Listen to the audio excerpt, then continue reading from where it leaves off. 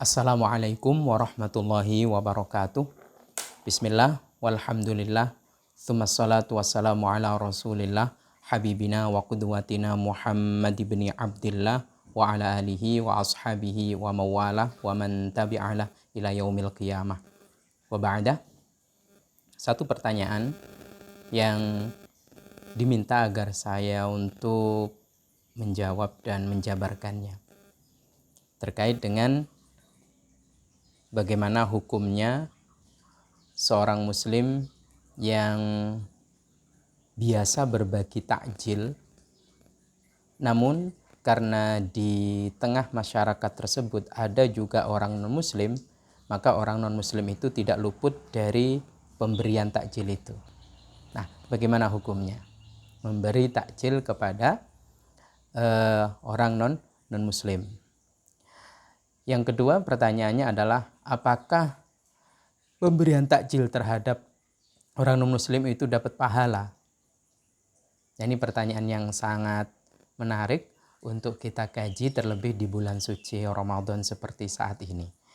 Baik, muslimin muslimat yang dirahmati Allah, pertama harus kita kaji terlebih dahulu tentang redaksi.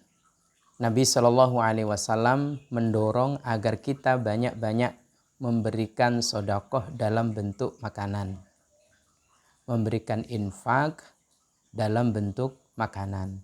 Nah, biasanya di beberapa teks hadis, kalau pemberian sedekah santunan itu dalam bentuk makanan, apakah itu makanan mentah ataukah makanan siap konsumsi, biasanya diungkap dengan dua kata yang sedikit berbeda. Sedikit saya katakan. Yang pertama diungkap dengan kata it'amut ta'am. Dengan kata it'amut ta'am. Apa ya, memberi makanan? Berarti bukan uang, bukan pekerjaan, bukan apa. Makanan. Boleh jadi siap konsumsi, boleh jadi masih makanan pokok, bahan mentah. Yang kedua adalah it'amul ji'an.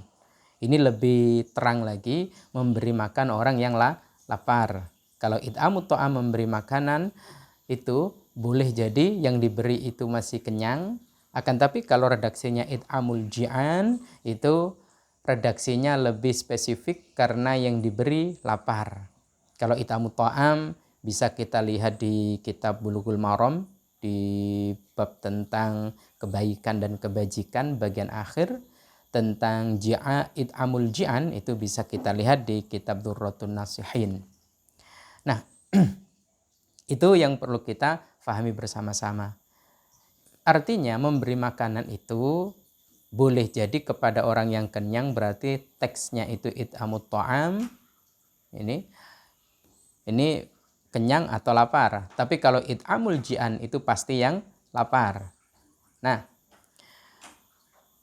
ingin saya sampaikan bahwasanya dorongan memberi makan itu tidak disebut siapa yang lapar dan siapa yang diberi. Namun kalau konteksnya adalah di bulan suci Ramadan, biasanya adalah untuk orang yang berpuasa agar bisa takjil. Agar bisa takjil itu kalau bentuknya takjil. Boleh jadi bukan takjil, tapi makanan berat memang yang diberikan. Yang kedua yang ingin saya sampaikan, memberi, berderma itu memiliki dua basis. Memberi itu boleh jadi berbasis pada kemanusiaan. Yang kedua, memberi itu atau berderma itu berbasis pada keimanan. Artinya ketika kita memberinya dengan tujuan agar supaya orang tersebut berbuka puasa, maka berarti dorongannya karena keimanan. Basisnya adalah basis keimanan. Tentu yang diberi adalah seiman dan seagama.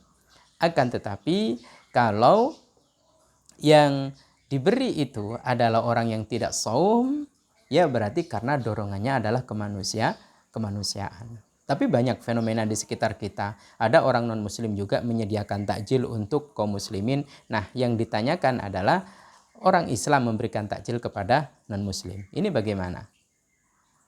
Nah, yang kedua itu basisnya ada basis kemanusiaan, ada basis keimanan. Menolong juga sama, basisnya adalah keimanan atau basisnya itu kemanusiaan. Kita ambil contoh sederhana. Apa kira-kira yang melatar belakang kita dan berbasis pada apa kira-kira kita menolong? Kita naik motor, saya seumpama naik motor. Lalu kemudian di depan kita ada orang yang motornya selip lalu jatuh. Dan saya mau nolong. Pertanyaan saya, apakah saya pantas kalau saya bertanya dulu, Bu, agama sampean apa? Padahal dia sudah jatuh. Pak, agama sampean apa? Saya kira tidak elok. Ya kita tolong saja, tidak perlu kita bertanya apakah agamanya. Nah ini artinya dorongan menolong sesama karena basisnya adalah kemanusiaan. Ini membuktikan bahwasanya berbuat kebajikan itu tidak melulu berbasis keimanan. Meskipun dorongannya adalah dorongan keimanan, tapi objeknya boleh jadi seiman, boleh jadi karena sesama manusia. Nah kembali kepada pertanyaan, lalu bagaimana memberikannya itu? Ada tulisan catatan yang menarik disampaikan oleh Imam An-Nawawi rahmatullah alaih di dalam kitab Al-Majmu'. Beliau berkata, memberikan fatwa, boleh saya sebut begitu, sebagaimana berikut. Falau tasaddaqa, jika seseorang itu bersedekah ala fasikin, terhadap orang yang fasik, yang disodakoi seumpama siapa, pelacur contoh, penjudi contoh, pemabuk, au ala kafirin, atau berinfak kepada orang kafir, min yahudiyin, apakah dia itu orang Yahudi, au nasraniyin, atau orang Nasrani, au majusiyin, atau dia orang Majusi penyembah api, jaza, hukumnya boleh. Berarti bersedekah kepada orang non-muslim itu boleh. Karena sedekahnya di bulan suci Ramadan, maka yang disedekahkan jelang maghrib biasanya disebut dengan takjil. Boleh apa tidak? Boleh. Wakana, dan yang demikian itu fihi, di dalamnya ajrun, ada pahala. Fil jumlati, dalam secara global. Apakah dapat pahala? Tetap dapat pahala. Jadi memberi takjil kepada orang non-muslim, memberi makanan kepada orang non-muslim itu tetap dapat pahala. Konteksnya adalah sodakoh. Jangan kemana-mana dulu. Bagaimana kalau daging kurban? Nah nanti dulu. Itu bukan pembahasan. Pembahasannya adalah, pertanyaannya adalah sodakoh. Bahkan tadi itu di Imam Nawawi menyebutkan di dalam kitab Al-Majmu' tentunya. Nah, bahkan ada satu kisah menarik, inspiratif menurut saya di dalam kitab Ihya Ulumuddin, itu dikemukakan oleh seorang alim. Beliau menceritakan tentang Nabi Ibrahim alaihissalam yang memang disebut punya julukan Abu Dhaif, bapaknya tamu, karena sedemikian rupa dalam menyambut tamu dan memberi makan. Malaikat saja ketika bertamu akan memberikan kabar gembira bahwa beliau akan dikaruniai seorang putra dari ibunda Sarah. Itu langsung disembelihkan anak sapi yang gemuk, disuguhkan, begitu luar biasa. Bahkan dalam satu cerita beliau tidak makan kecuali mencari orang-orang yang di sekitarnya. Nah, suatu ketika beliau didatangi oleh seseorang yang beliau kenal, dia adalah seorang Majusi. Yang datang itu adalah Majusi. Majusi itu penyembah api. Lalu kemudian si penyembah api itu meminta agar Nabiullah Ibrahim alaihissalam memberikan makanan kepada beliau.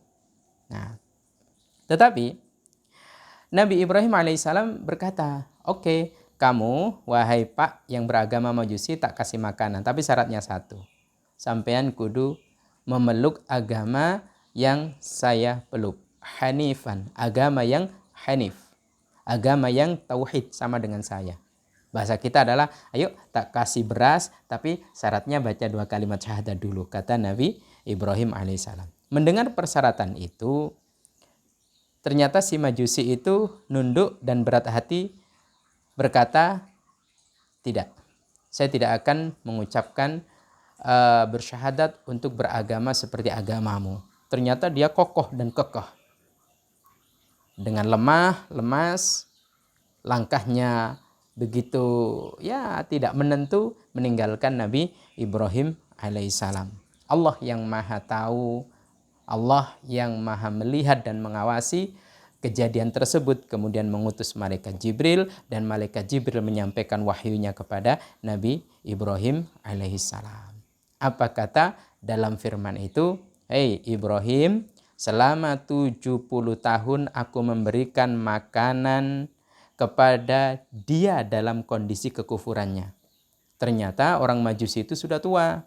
Orang Majusi itu udah renta, usianya sudah 70 tahun. Ibrahim 70 tahun meskipun dia itu beragama Majusi, tidak menyembah aku, tapi tetap aku beri makanan.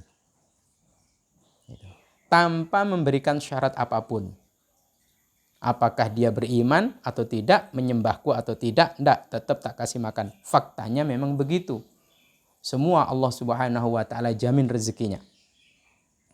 Lalu kemudian seolah beliau disambar petir dengan firman Allah Subhanahu wa taala itu, akhirnya Nabi Ibrahim yang sudah kehilangan jejak terus mencari dan mencarinya. Setelah ditemukan, bapak itu diajak kembali, lalu kemudian diservis sedemikian rupa, diajak makan. Sudah, makan saja, jangan pikirkan syaratnya. Setelah makan kenyang, lalu kemudian bapak tua yang beragama Majusi itu bertanya, tadi kamu mensyaratkan aku agar memeluk agamamu. Ini kenapa kok tidak? Maka Nabi Ibrahim alaihissalam menjawab, ya, Allah telah memperlakukanmu 70 tahun tanpa meminta syarat. Sungguh aku berdosa jika aku meminta syarat. Dan ternyata apa? Tersentuh hati si Majusi. Hingga pada akhirnya si Majusi berkata, aslamtu bika. Ya, aku berislam sama seperti Islammu. Subhanallah, walhamdulillah, wala ilaha illallah, wallahu akbar. Allah Subhanahu wa ta'ala memberikan taufiknya kepadanya.